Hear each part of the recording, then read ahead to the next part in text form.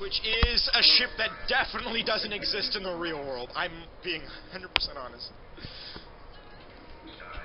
Alright, we're gonna try again. Alright. Okay, this one does look a lot better. This one does look a lot better. Also, guys, there's no songs being requested right now, so anyway, we're gonna read this one right now. Here we go. Straw B. B thought that this day was going to be like any other day. Wake up, record, stream, eat, hang with Mitchell, and go back to sleep. But little did she know this wasn't an ordinary day.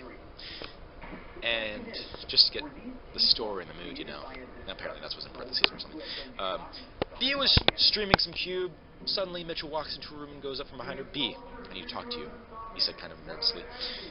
Also, bad grammar mistakes again in this one, so that's a bad sign so far. Seriously, just use spell check. Grammar checker, it's not hard. It's not hard. She got a bit worried. Sure, just let me on the stream, she said. Still worried about, but curious because she knew that he could be nervous over a million things right now. Mitchell just blurted, wait, don't.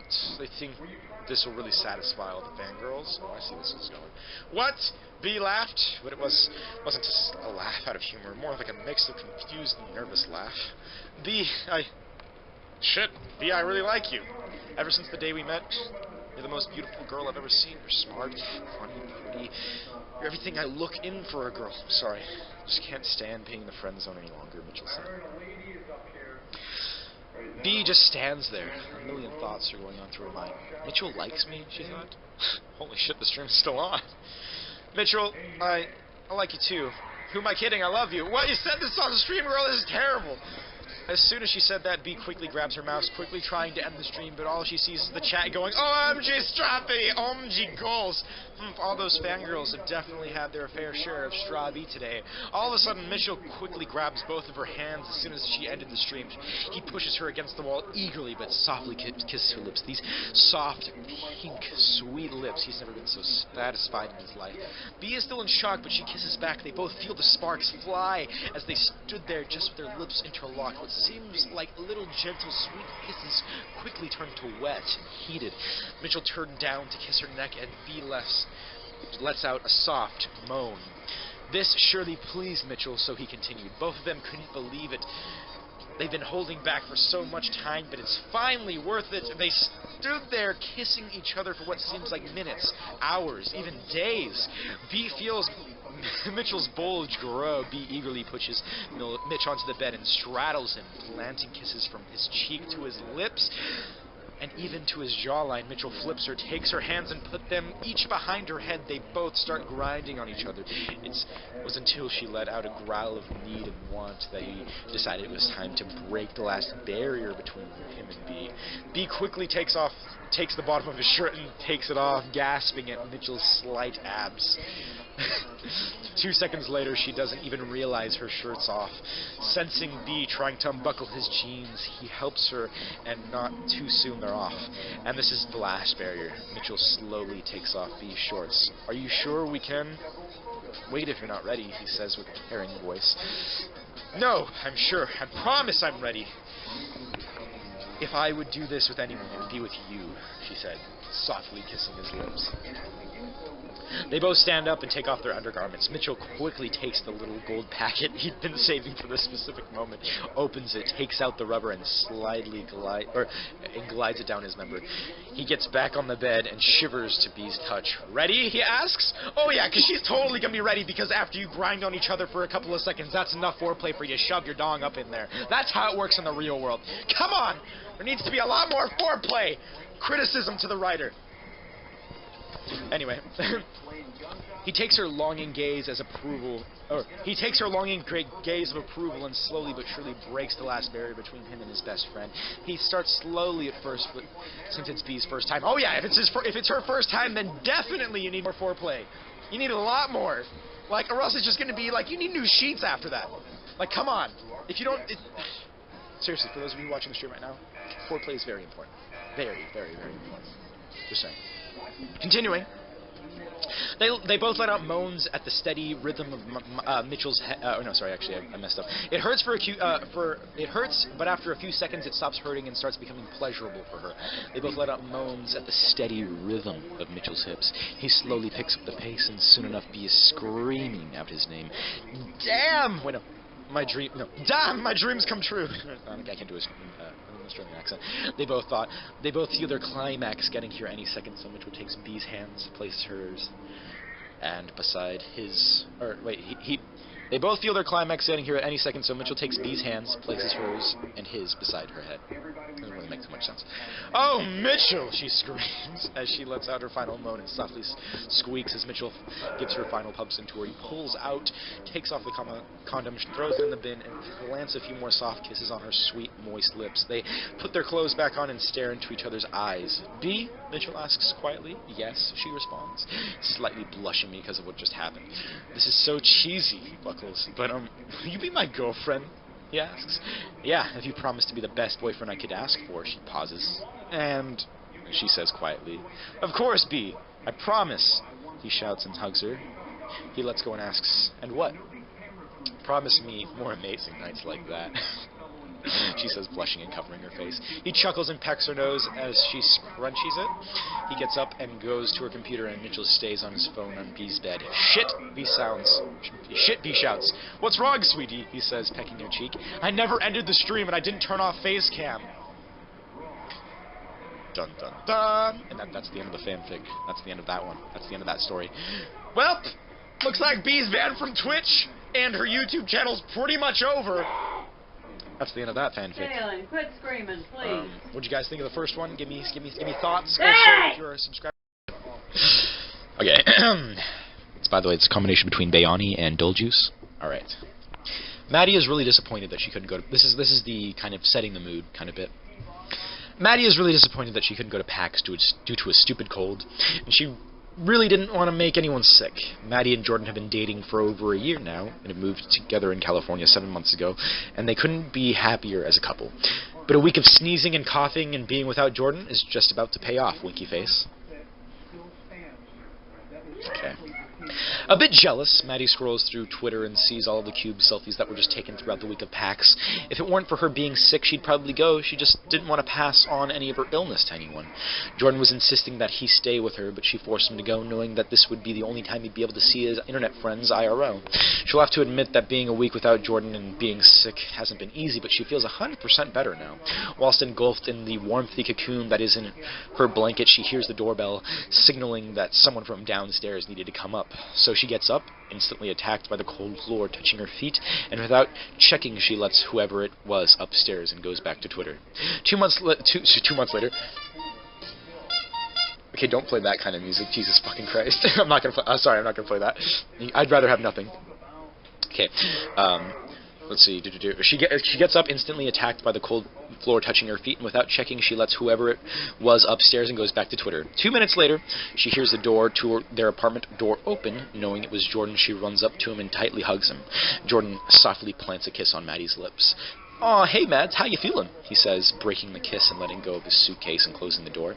"Couldn't be better," she says, pecking his cheek while hugging him. "I missed you so much," Jordan says, a bit teary-eyed, tightening the hug. "Chill, bro, it's only been a week," Maddie responded, playfully punching his arm. "Yeah, a week is too long to be without my one and truly love," he said, smirking. Maddie blushed. "Aw, would you look at that? Looks like Mr. Bayani dude's cheesy and romantic side just came out," she said, playfully while scrunching her nose. How do you scrunch your nose? Like that? How do you do that? I can't do it. "Oh, you want to see cheesy?" he said, chuckling. "Oh, I'd like to see you." She's cut off by Jordan's lips crashing onto her lips. A couple seconds later, the kissing gets a little too heated. They both start grinding on each other with their hands in each other's hair. Jordan goes on and starts kissing Maddie's neck. This is escalating very quickly. Finding her sweet spot, he starts sucking, leaving a hickey. "I want you," Jordan seductively whispers in her ear. Maddie shivers at his words and lets out a small moan, letting him know that she wants him too.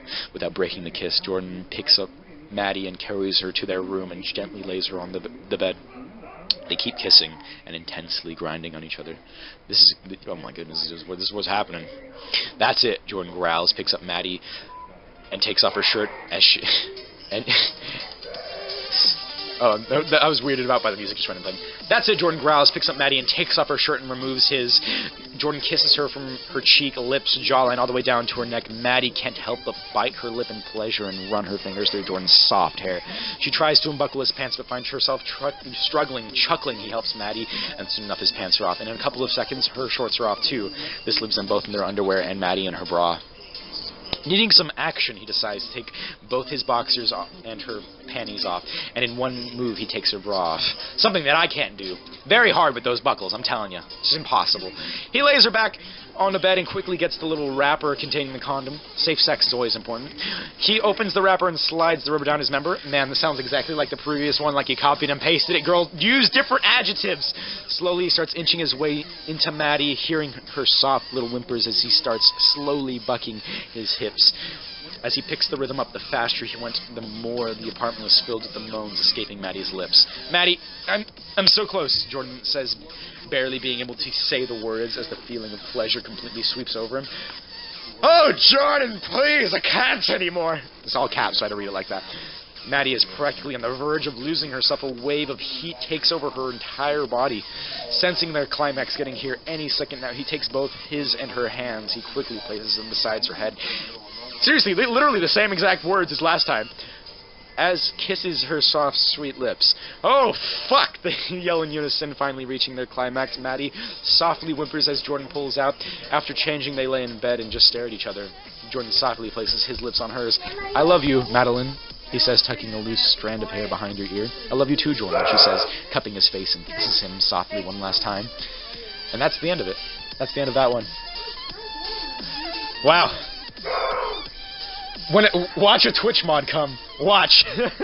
Twitch mods don't care. Is this awkward for you? No, this is fun. It was Sunday afternoon, and Julio was very bored. His whole family went to Mexico for the holidays, but he didn't want to miss any YouTube uploads. He decides to call his best friend Devon to invite them over to help him stream. Hello? Answers the boy with a groggy voice who just sounded like he woke up. Hey, Devon, would you mind coming over and helping me stream some Cube really quick? I'm really bored right now, Julio responds. What? Of course, I'll be over there in like 20 minutes. Bye!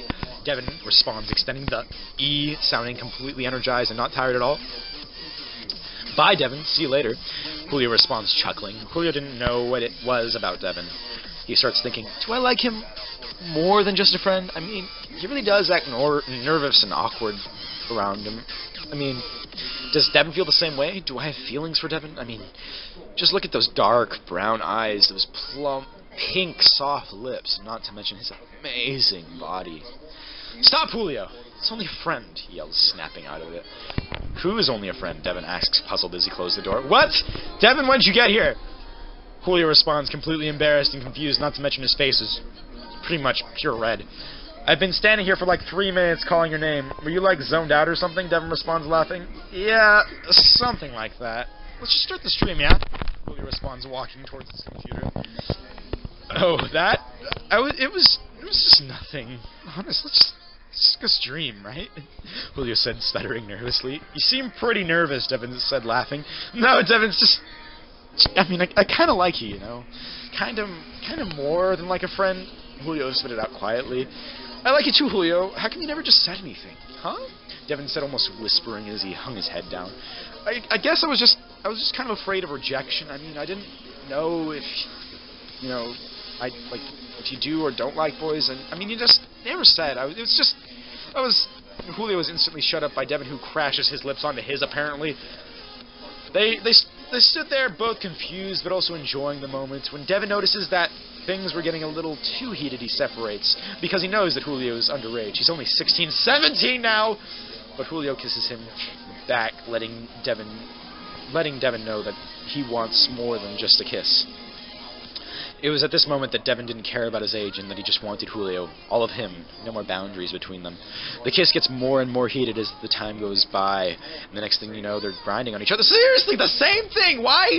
Apparently the person who wrote this just knew sex is like one thing. You grind on each other and then you fuck. And that's it. Anyway, they both feel each other's pants getting tighter, because apparently that's the way it works when you get an erection.